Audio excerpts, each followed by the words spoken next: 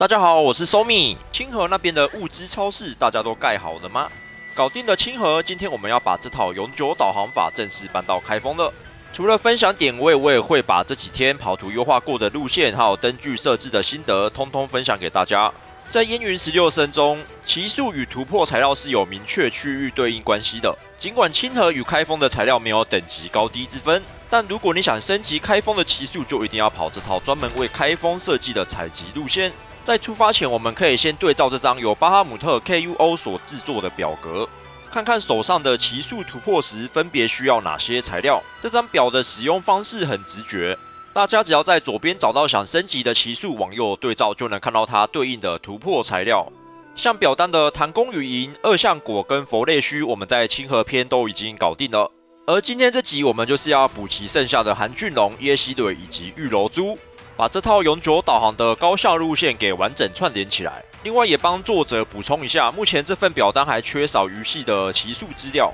如果各位大侠手边有相关资讯，也非常欢迎提供给作者，协助他完善这份表格。有了这份资料对照，相信大家都很清楚接下来要锁定哪些目标了。不过在正式出发前，关于导航系统与布置灯具的设置逻辑，我在上一集清河篇已经讲得非常详尽了。为了节省大家时间，这集我们直接跳过重复的教学，直攻开封奇数材料的精华点位与高效路线。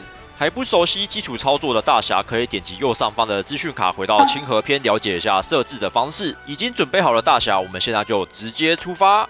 第一站，我们来到隐雾林北，这里是韩俊佑珠的大盘地区。大家可以先看一下画面上的路线规划，等一下我们会照这个路线采集。从界碑出来后，我们先往秀金所方向移动，采集第一株韩俊佑珠。采完后直接回头。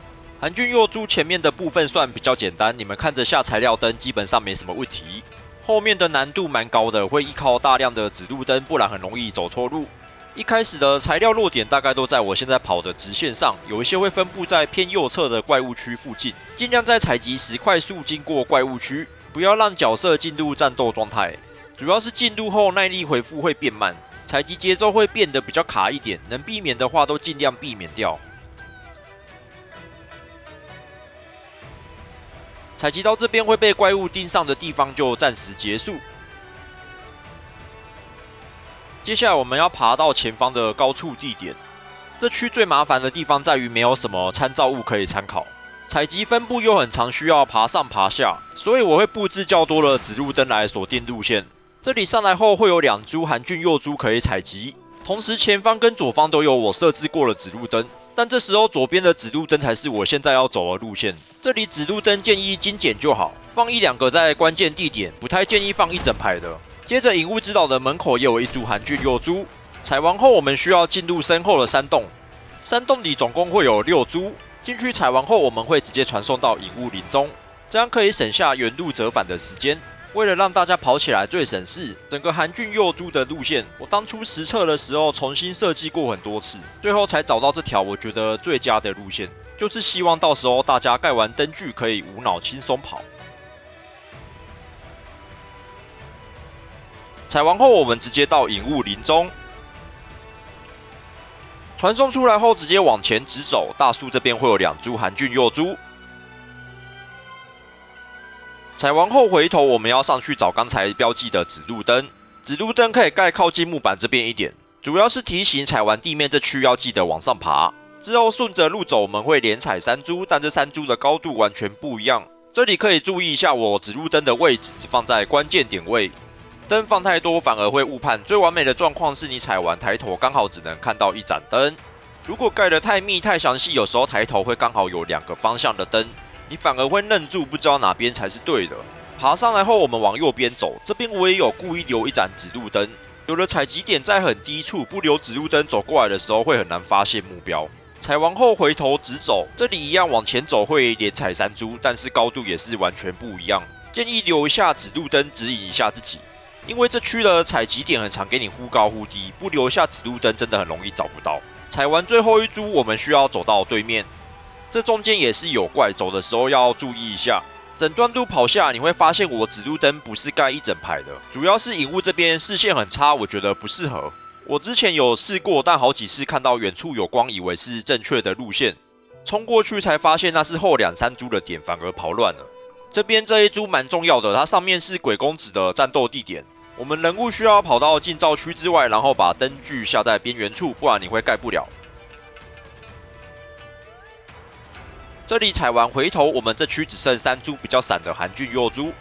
这里前面有1株，对面也有1株。采完后我们会需要使用到大清宫，所以你会看到我把大清宫的大致方向先用指路灯标记好了。主要是我懒得开地图，我想要无脑跑。盖了这个我就不用开地图确认方向了，我是觉得蛮好用的。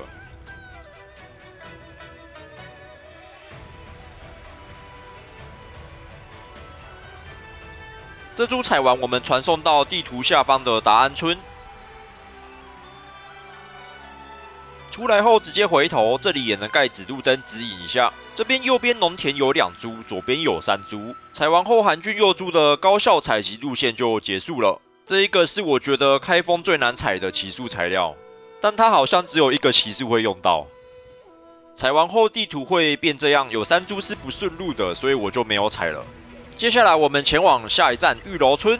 这一站大部分采集地区都在开封城里，所以有一半路线是没办法建造灯具的，会需要玩家自己记忆路线。我们等一下的路线大致上是这样。首先我们传送到天涯客开封城，吃一份炒鸡面，因为这区除了奇数材料，还能顺路收集到很多其他资源，像是制作药品的位置跟药草等等。接着我们往后跳下去，这一区的逻辑蛮简单的，我们需要围绕着城区边缘收集1圈。这里的玉楼村都算是蛮好找的，唯一的缺点是这里是禁止建造区，没办法下灯具。我会尽量把跑图多余的画面做快转，在采集的时候放慢速度，让大家看清楚材料的位置。基本上玉楼村都会蛮靠近水的旁边，蛮多区玉楼村的隔壁也会有位置可以做采集，所以这条路不只能采集奇数材料，也是补给药材的好路线。这就是为什么我开跑前吃了1碗炒鸡面。虽然最近看留言有一部分玩家有亲眼目睹突破材料掉双份，但我目前没有这个运气亲眼见证。我吃面主要还是为了多拿位置这类的药材。另外，如果大家看画面觉得有点延迟或是卡顿，这是正常的，主要是开封城的 NPC 密度太高，我的电脑已经快负荷不了这里的画面了。为了录这一段，我已经把游戏效能全部调到最低，能关的都关了。但 FPS 还是没办法稳在60以上，尤其是等一下进到东十字街，那个卡顿感会更明显。这边花圃有3株玉楼村要记得拿，后面这段除了玉楼村，还有许多其他的材料可以顺便拿一拿。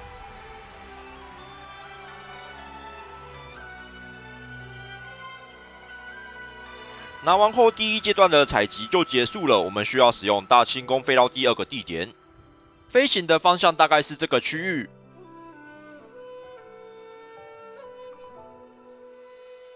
我们的落点在这里，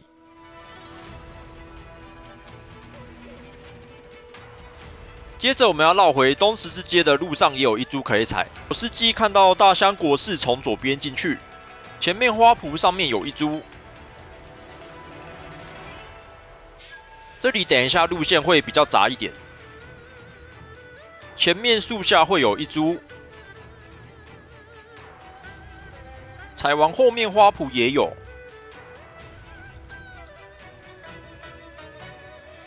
对面花盆里面也有1株，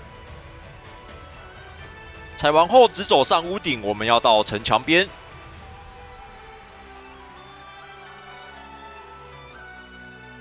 这里顺着道路采就可以了。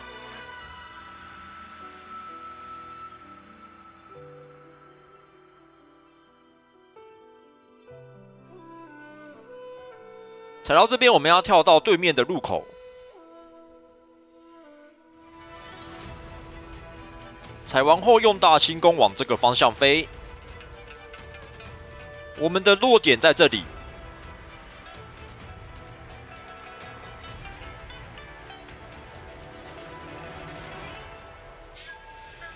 接着我们要往大香国士的方向飞，落点在前方的这栋建筑。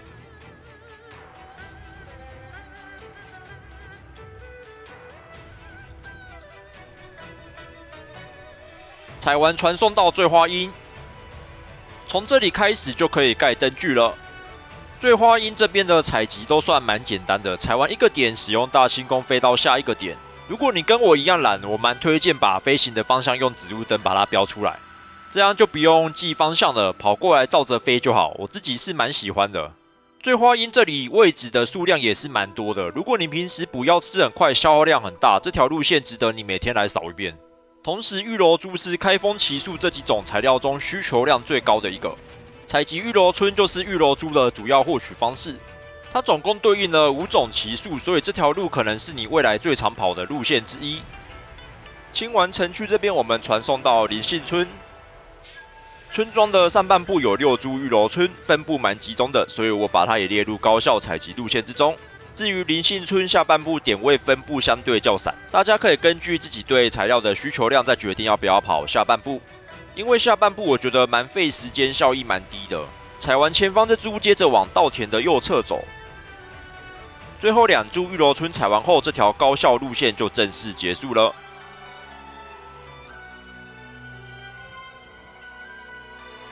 接下来前往今天的最后一站耶西明，我们先传送到开封南侧的纸匠居。一出来后，我们直接使用大清宫前往目标地点。耶西明这区很单纯，等一下只要沿着溪谷往前一路搜就好。这段路线跟独山玉有高度重叠，建议把顺路的独山玉也带走。毕竟角色叠影时也会用到。这里采完后可以到旁边的山谷采集独山玉。我原本是习惯在一段大兴宫直接飞进去溪谷，后来发现路边有独山玉，我就特地改用走的了。这边我也是用老方法，我把耶西明跟独山玉分开使用不同的灯具来做标记。我在做这区耶西明灯具标记的时候，我也顺便把这区的独山玉全部盖灯具标记起来了。这方面就看你们有没有这个材料的需求。我是觉得角色叠音会用到，多采一点没什么坏处，避免到时候材料不够还要去买。国际服通宝又很珍贵，到时候不小心花光又不知道该怎么办。为了避免这些问题，我就先把它采起来了。这段采完后，凉亭旁边总共围绕着5株耶西明。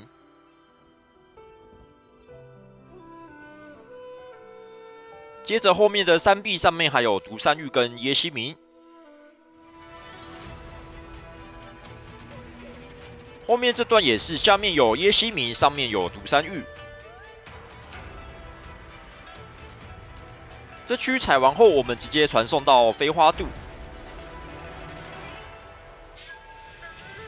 传送过来后，我们往后走，这里总共有6株耶西明。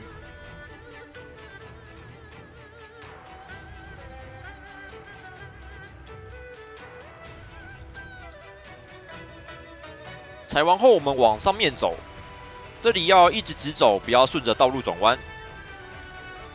前方树下有1株，接着往前直走的树下也有2株，这附近也有其他药草可以顺便采集。采集时要小心附近的大宋官兵。采完我们一样直走，这边我们先不进去御苑北，先把外围的耶西明采起来。这里采完下面的山坡还有4株。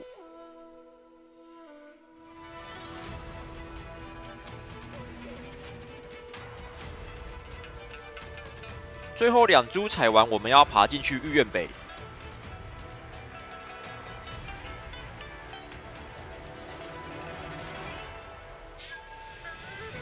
这个广场的树下总共会有2株。接着我们要到湖边，穿过桥下，穿过后左边有1株。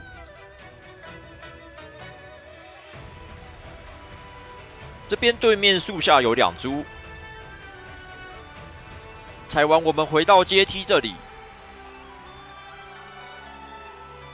这里下面的山壁也有1株。之后使用大清宫，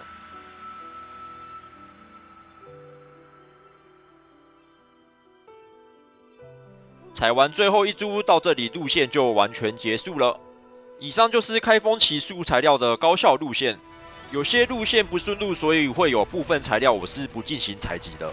主要还是把路线分享给大家做参考，大家可以依自己的喜好进行增加或删减。这支影片就到这了，如果这支影片对你有所帮助，请帮我点赞并订阅我的频道。我是 Somi， 我们下部影片见，拜拜。